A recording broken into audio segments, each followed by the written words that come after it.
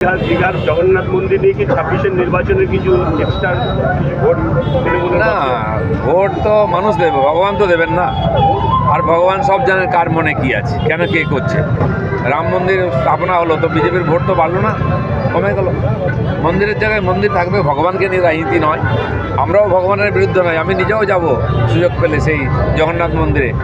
জগন্নাথ পুরী থেকে এত দূর চলে এলেন, আমরা একটুখানি যাব না? মমতা ব্যানার্জি ভাবছেন যে জগন্নাথের নাম করে বৈতরণী পার হবেন, সেটা হবে না। জগন্নাথ হচ্ছেন জগতের নাথ, সব তার নখদর্পণে আছে।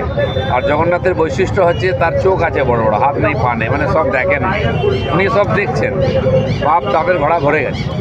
রাজ্যের মুখ্যমন্ত্রী জগন্নাথ মন্দির উদ্বোধন করতে গেছেন, তার আগে তৃণমূল বলছে বিজেপি কেন্দ্রীয় সরকার একাধিক ট্রেন বাতিল করেছে। ট্রেন কোথাও ট্রেন বাতিল করে দীঘা যাওয়ার বেশ কিছু ট্রেন বাতিল, কোনো ট্রেন বাতিল হয়নি। ওনারা যদি বলেন বন্ধ করতে, ঠিক আছে, কোনো ট্রেন বাতিল হবে না। কেন বাতিল হবে?